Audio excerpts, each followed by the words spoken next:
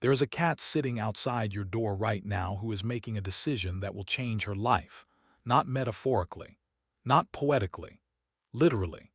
In this moment, in the particular quality of her stillness outside your door, in the specific way she is watching your window and your door handle and the space where a human appears, she is conducting an assessment that has consequences.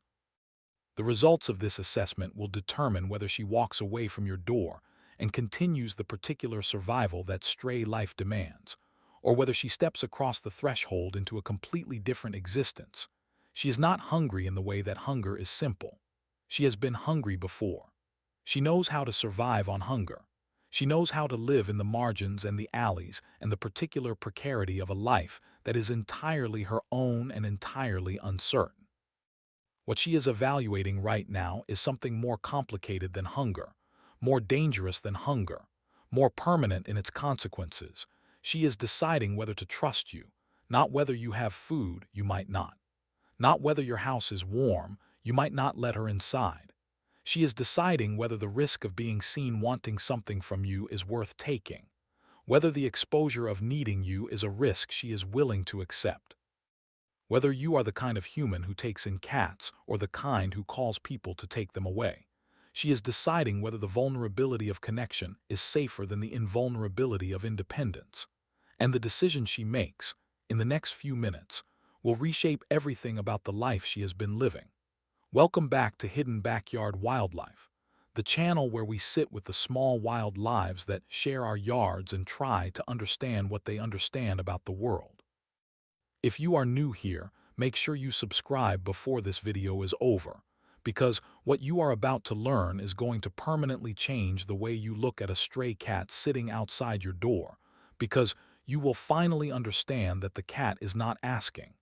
The cat is deciding, and what the cat is deciding about is you.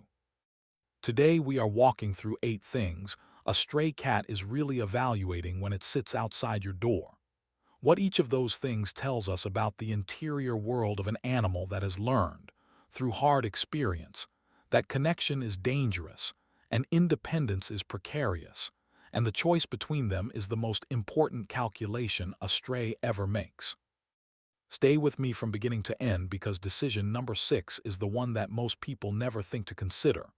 The thing the cat is reading that has nothing to do with whether you will feed it and everything to do with whether you can be trusted. And the final one, number 8, is the one I think will stay with you the longest, especially if a stray has ever sat outside your door and then, after hours or days, finally crossed the threshold. That crossing means something. It means she decided. And what she decided was based on evidence you did not know you were providing. The first thing a stray cat is assessing when she sits outside your door is the most practical question. Is anyone inside, and if so, are they currently present? This is not a simple yes or no question. A cat outside a door with people inside knows something very different from a cat outside a door that is completely empty. And a cat that knows someone is home, but is currently out of the house in a car knows something different still. She reads the lights, which rooms are lit, what time of day it is, what the pattern of lights suggests about who is inside and what they are doing.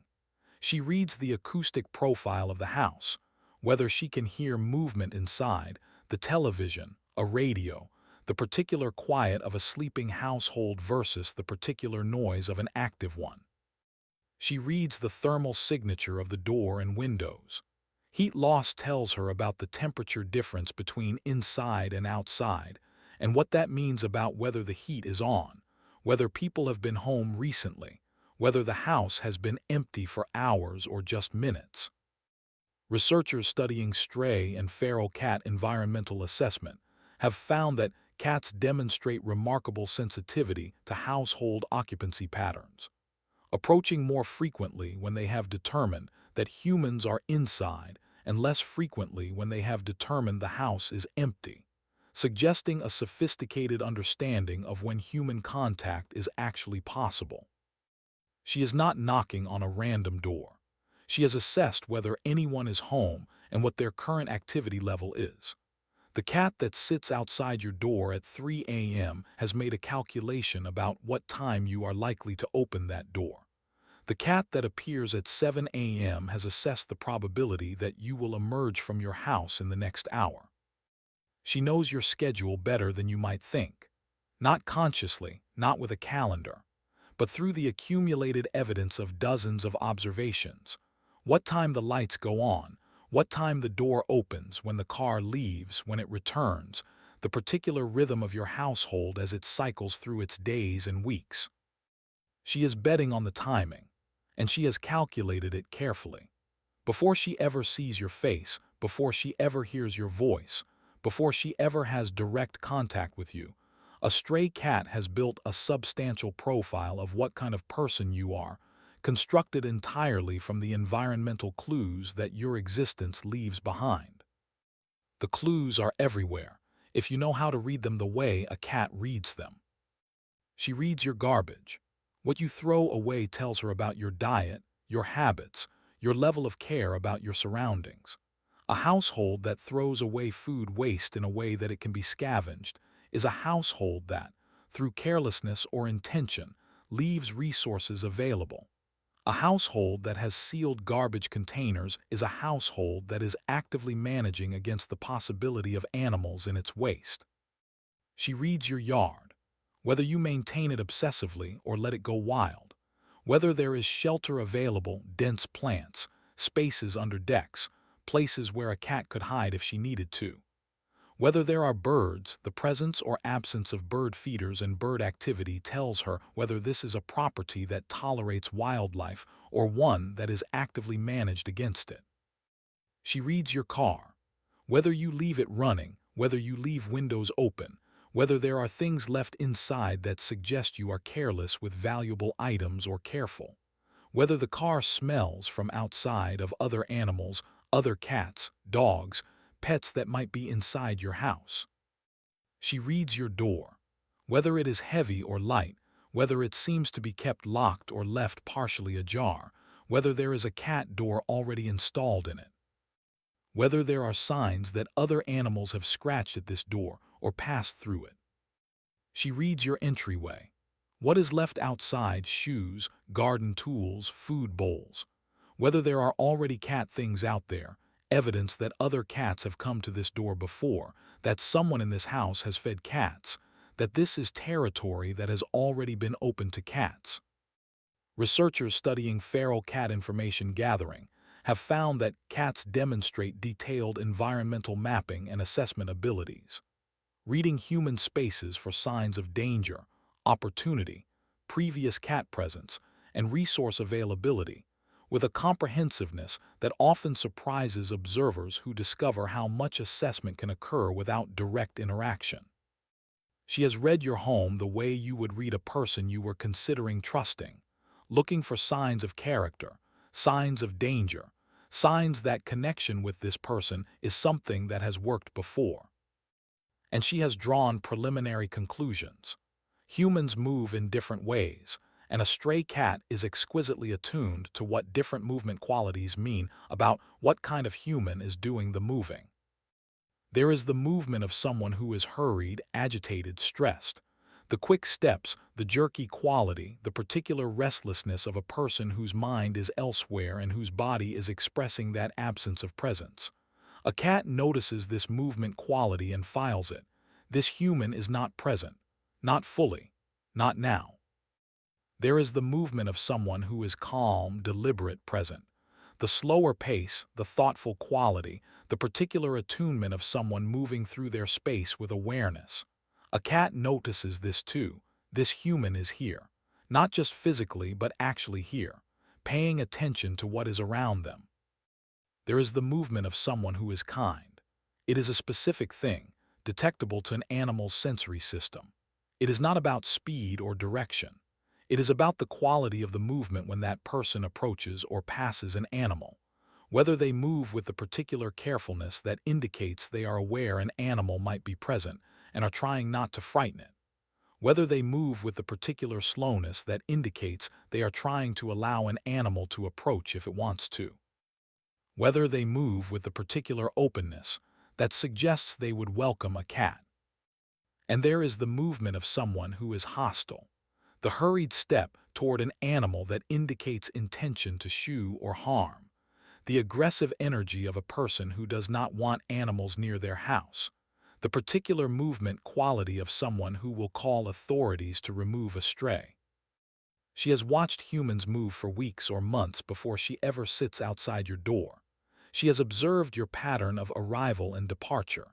She has watched how you move when you are happy and how you move when you are unhappy. She has watched what happens when you see a cat in your yard, whether you slow down, whether you smile, whether you try to approach it, or whether you leave it alone. That movement history is filed in the assessment she is making right now. The human body broadcasts information continuously, whether the human knows it or not. And one of the most important pieces of information a stray cat reads from a human is the human's baseline stress level. Stress hormones change the chemistry of a person. The cortisol and adrenaline that course through a stressed nervous system are detectable as chemical signatures in sweat, in breath, in the particular quality of a person's scent. A stressed person smells different from a calm one. A person in chronic stress smells different from a person who is acutely stressed. Researchers studying stress hormone detection in cats have found that cats demonstrate behavioral responsiveness to human stress signals, with cats showing altered approach behavior and increased wariness around humans who display physiological markers of elevated stress, and increased approach and reduced wariness around humans displaying signs of calm baseline stress levels. She smells your stress when you come home from work or come home from a difficult situation. She knows what kind of day you have had based on the chemistry of how you smell, and she factors this into her assessment. Is this a person whose life is characterized by chronic stress, suggesting a difficult and possibly dangerous household? Or is this a person whose baseline stress is low, suggesting a household that might be safer to enter? She smells the difference between the stress of a person who is worried about something external and the stress of a person who is angry, the particular chemistry of anxiety versus the particular chemistry of aggression. Different hormonal profiles, different implications for a cat considering whether to enter this house. She is reading the emotional landscape of your household and the chemical signature of your body. Before you open the door, before you see her, she knows what kind of place this is to be. This might be the single most important assessment a stray cat makes when deciding whether to trust a human. How does this person treat dogs? If there is a dog in the house or visiting the house, how does this person interact with that animal? With gentleness or harshness? With care or neglect? A cat notices the tone of voice a human uses with animals. A cat notices whether a human pets an animal gently or roughly. A cat notices whether a human seems to enjoy animals or merely tolerate them or actively dislike them. A stray has watched humans interact with animals, stray dogs, stray cats, squirrels, birds. She has observed whether humans shoo animals away or whether they leave them alone or whether they attempt to help them. She has watched the humans in her territory, and she has drawn conclusions about what kind of humans they are based on how they treat the animals that are not theirs. Researchers studying human-animal bond attachment and feline approach behaviors have found that cats demonstrate selective approach behavior based on observed human treatment of other animals, with cats showing significantly increased approach probability toward humans. They have observed treating other animals with gentleness, and significantly decreased approach probability toward humans. They have observed treating animals with aggression or carelessness. The way you treat a stray dog that comes into your yard tells a cat a lot about how you would treat a stray cat that came into your house. The way you respond to birds at your feeder tells a cat something about whether you accept the natural world or try to control it. The way you speak about animals in general, with interest and affection, or with annoyance and dismissal, broadcasts something about your capacity for connection with non-human creatures. She has watched you with other animals, And what she has seen has either increased or decreased the probability that she will cross your threshold. This is the one that most people never think to consider.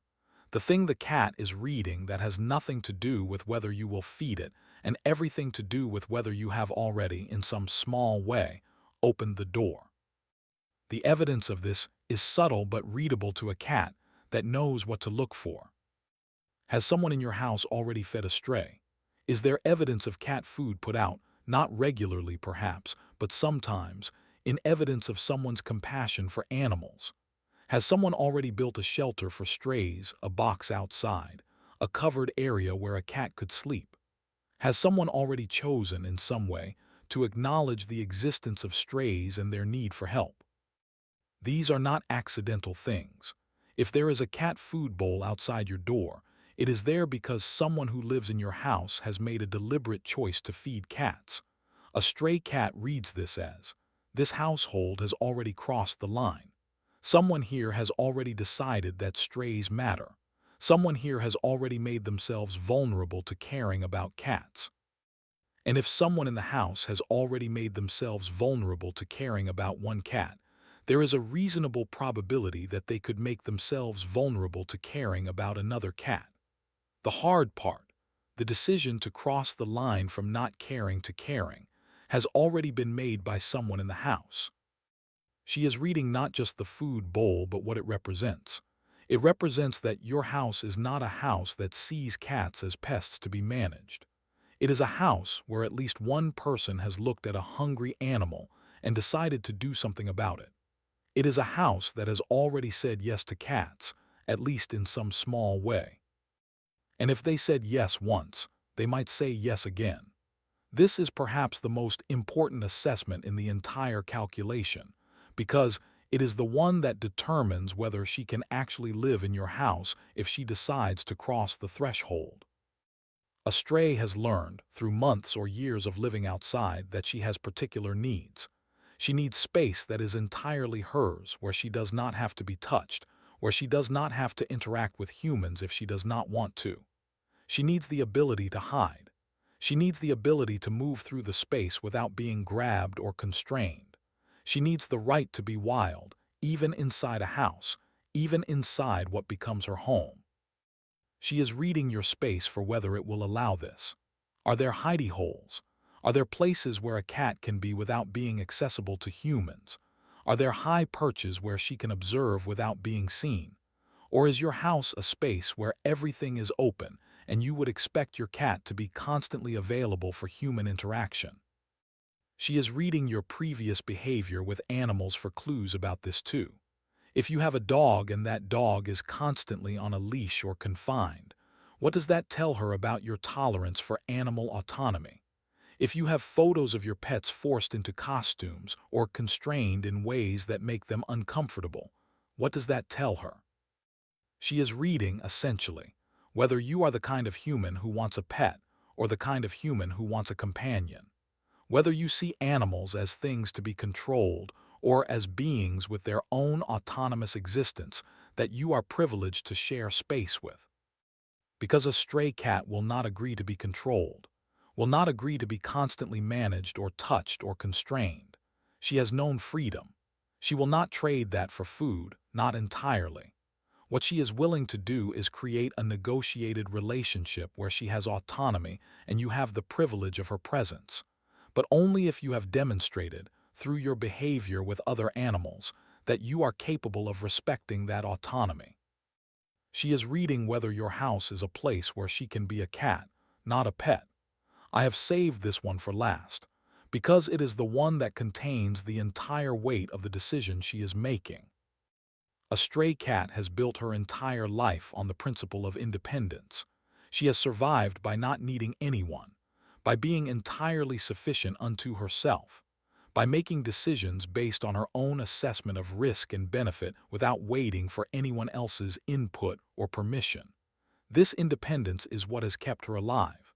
It is also what has kept her from having to be vulnerable to anyone. To cross the threshold into your house is to surrender that independence. Not completely, but significantly. It is to accept that her survival, at least in some ways, is now dependent on your continued provision, that your absence for days at a time could become a problem, that her food now comes from your hand, not from her hunting or scavenging, that if you decide to withdraw your care, her life becomes immediately harder.